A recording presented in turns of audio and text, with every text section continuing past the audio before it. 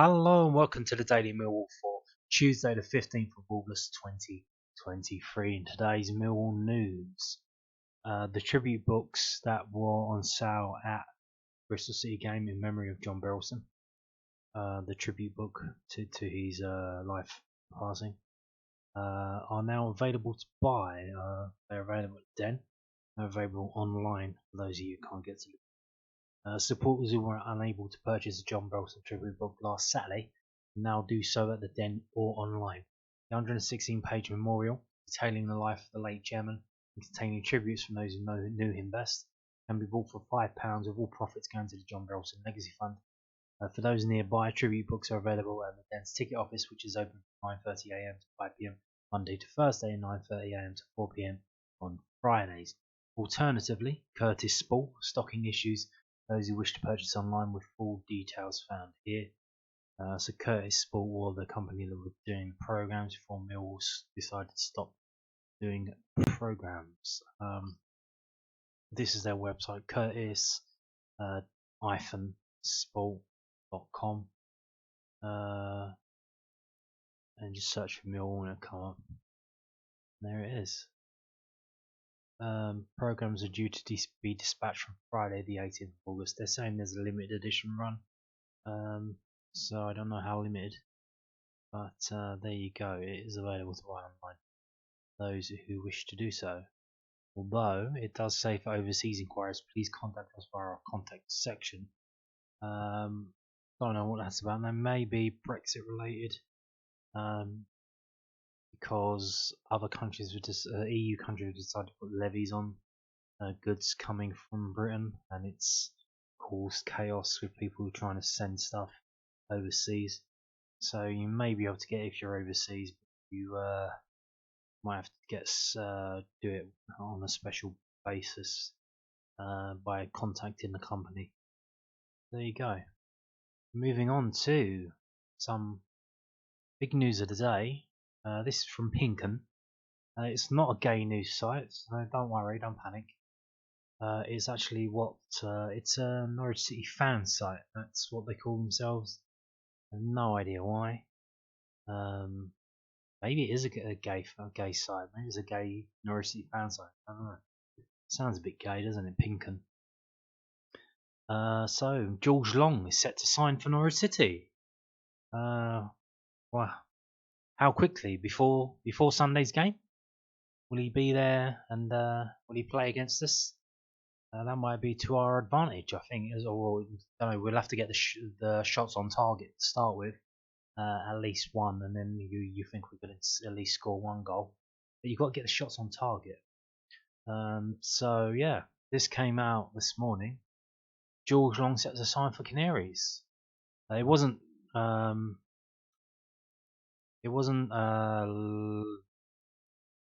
initially brought up by the Pinken. I just selected them.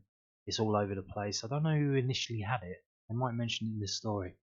Norwich City are set to act quickly to replace outgoing keeper Tim Krul. Now targeting Millwall's George Long.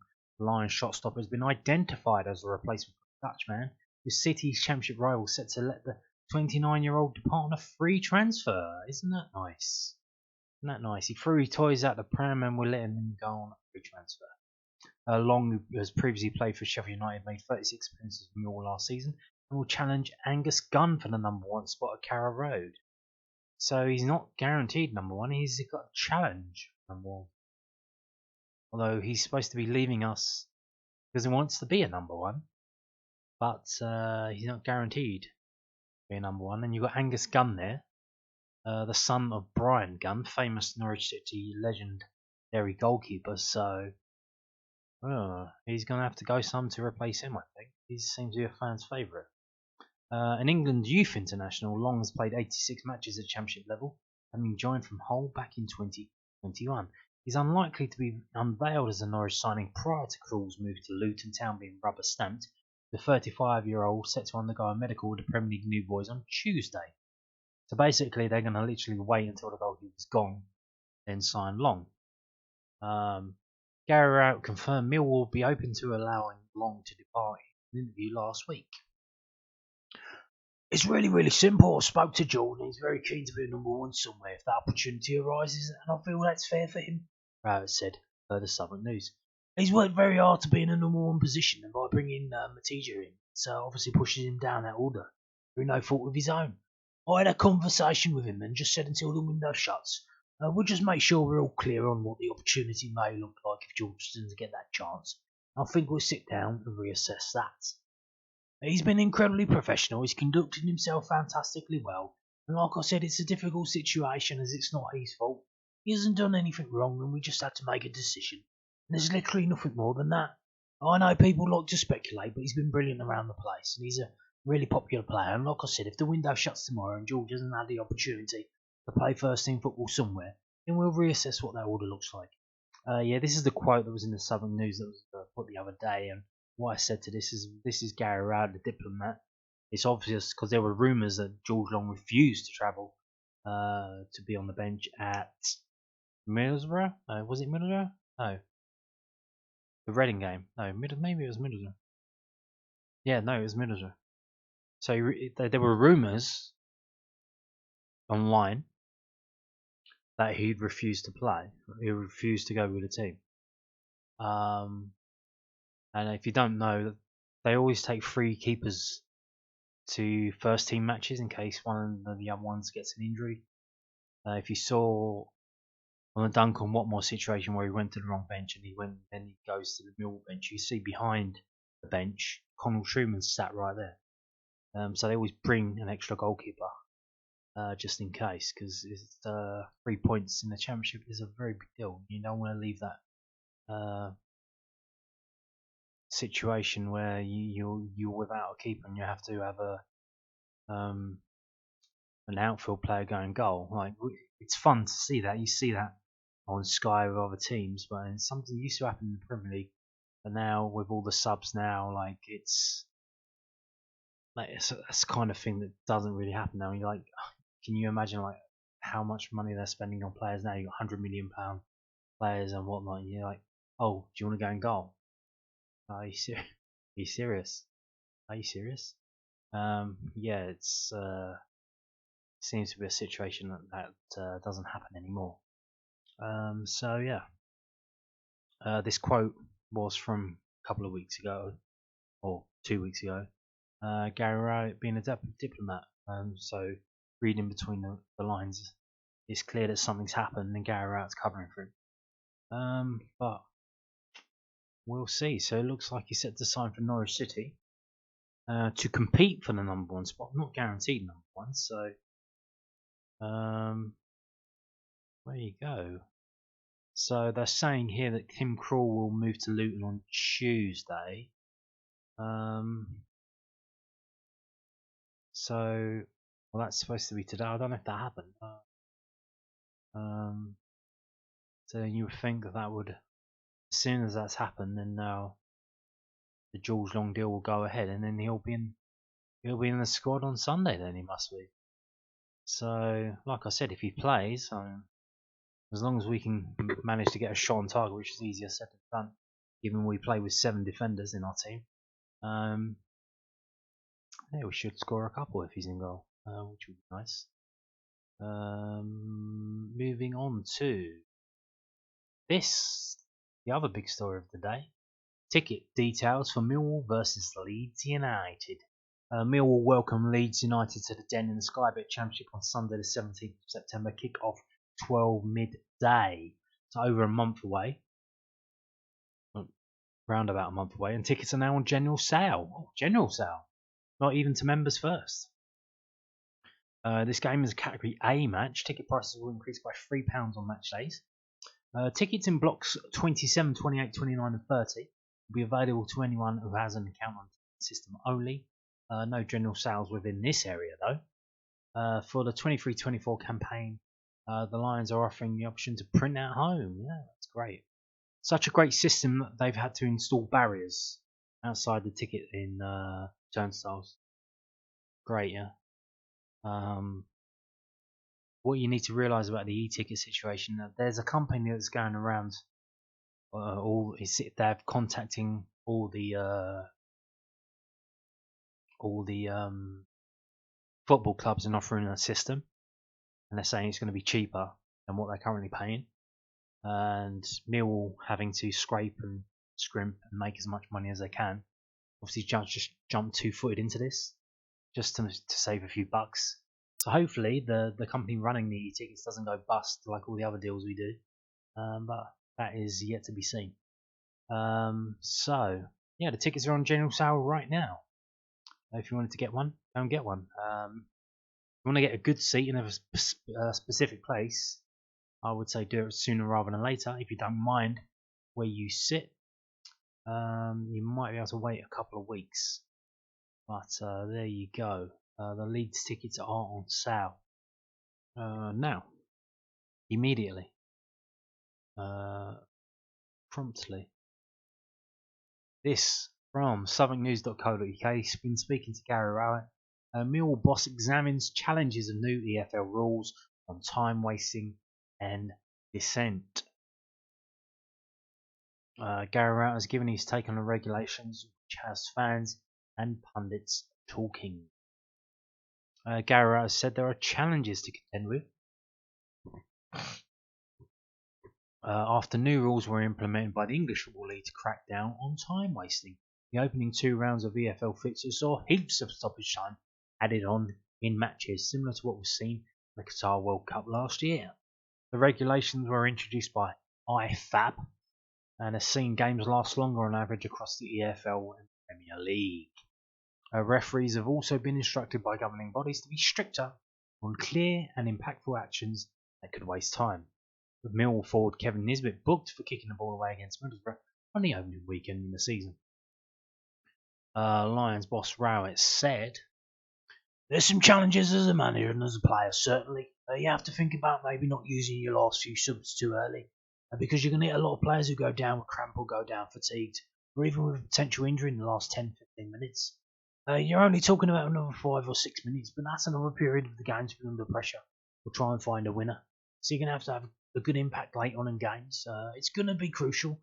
I think you have to accept that some players at some points are going to find it tough. I think there was a few things that come out of the opening weekend's games. One was when 2 players allegedly kicked the ball away. As soon as you touch the ball when it's the opposition free kick, you're going to get penalised. You're going to get booked. We're learning how the rules impact games, and we spoke to our players about different scenarios and how we can perhaps manage them a little bit better. The rule changes have been met with a mixed reaction so far. The likes of Manchester United defender Rafael Varane and Manchester City midfielder Kevin De Bruyne publicly criticising the time regulations. The players should be fit. They should be fit. Well, how are they going down with cramp? They should be fit enough. Bristol City players are fit enough. They were going right up until the final whistle, and that's what you play to the whistle. You play till the end of the game. And if you're tired, if you're not able to do that, you signal to the bench, say, "Yeah, take me off. I'm knackered," and then you do what's best for the team. Moving on to this pictures from today's training session. So here we go. So Millwall Football Club hosted its annual opening training session, and then on Tuesday morning, that was today, over 250 people attended SC16 with Gary Rowett and his staff putting the Lions squad through their paces as they gear up for Sunday's visit of Norwich City in the Sky Bet Championship. Following the session, the players took time to post photos with and sign autographs for those in the stands. Take a look at our gallery below and see if you can spot yourself in the photos. Well, you won't spot me because I wasn't there. It has been said online though, but those who did go, that Kevin Nisbet limped out injured. Now hopefully that's just a precaution, although you would imagine that seeing as we play with 7 defenders, he doesn't really get any service. You're not really going to miss him. But, yeah. So here we go. That's Romain Esse versus Bartosz Białkowski. And there's a whole load of players there. And they seem to be... I don't know what they're doing there. Playing with sticks. That's nice, isn't it? George Saville, Joe Bryan, Adama and Maku, Billy Mitchell and George Evans, Bart, Ryan Leonard. So yeah, same old, same old. There you go. Some of the fans having a good look. That one didn't load. And that one didn't load. Oh, we got a load that didn't load. Let's try refreshing the page and see if they do load.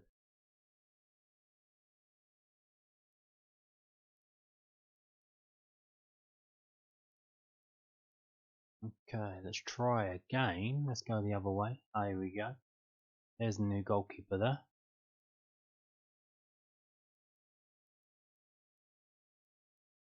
They probably don't even know who he is. They know who he is. That's Jay Cooper. Probably. I wonder if anyone asked him about signing a new contract. Or asking him not to go to Glasgow Rangers.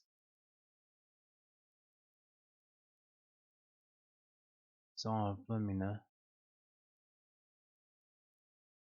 Bart. Remain. There you go. Where's Arlie? Joe Bryan. Everyone seems to be having a lot of fun there.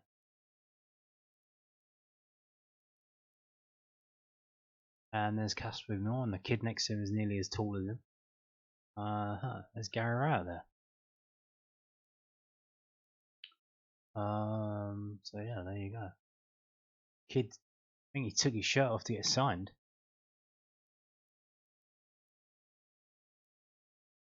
He's not backwards and coming forwards. Surely you just keep it on and stick your chest out and get him to sign it. Hey ho. And yeah, we're back round. So there you go.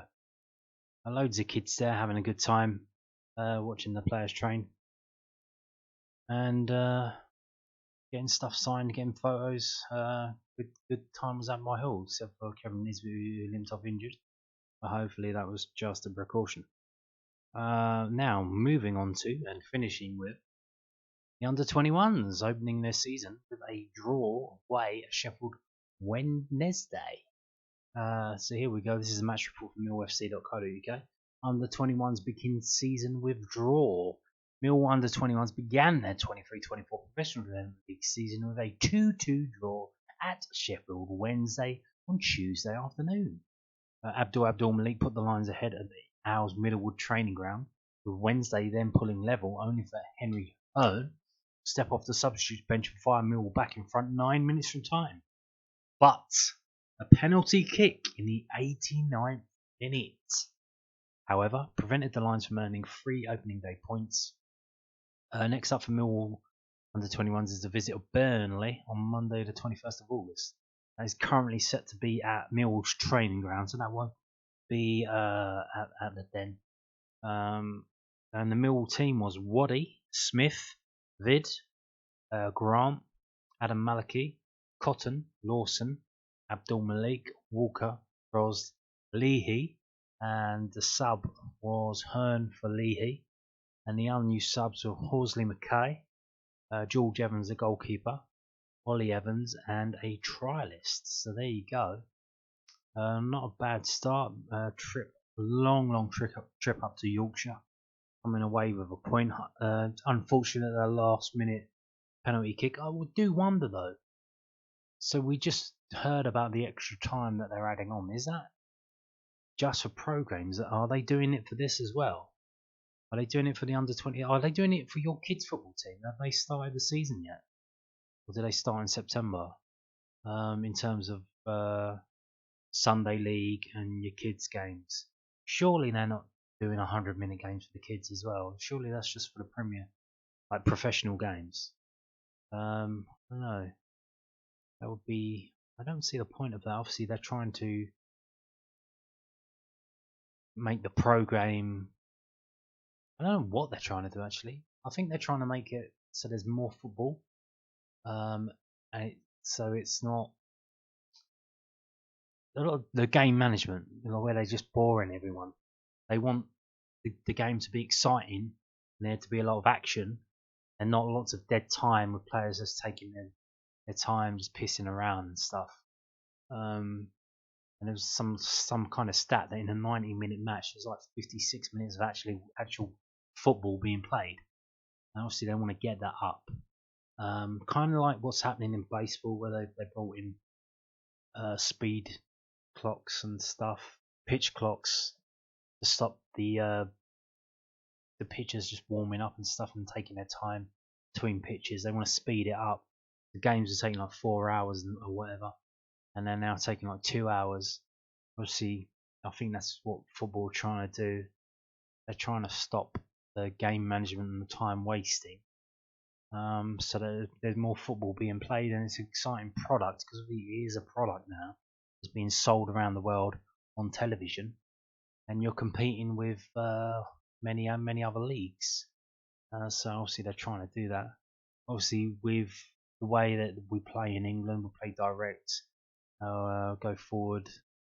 The ball often goes out for goal kicks and stuff and throw-ins, whereas in the continent they just like pass it around, kind of like what Southampton and Swansea do. They just kick it around, keep the ball in play, but it's boring as fuck though.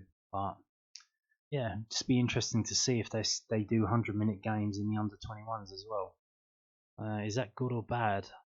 I can see the point where he's talking about players cramping up for the youth team, because obviously they're not fully developed yet, and then they're still learning and progressing, and hopefully they're not doing it there, because you want one then getting injured, especially if they're trying to get pro deals and they get an injury because they've had to play. Especially where we're playing, like we play today, we play next Monday. Yeah, hopefully they're not doing it in that. I don't know. Are they? Are they? We will see. We find out about that. And on that note, thank you for watching and goodbye.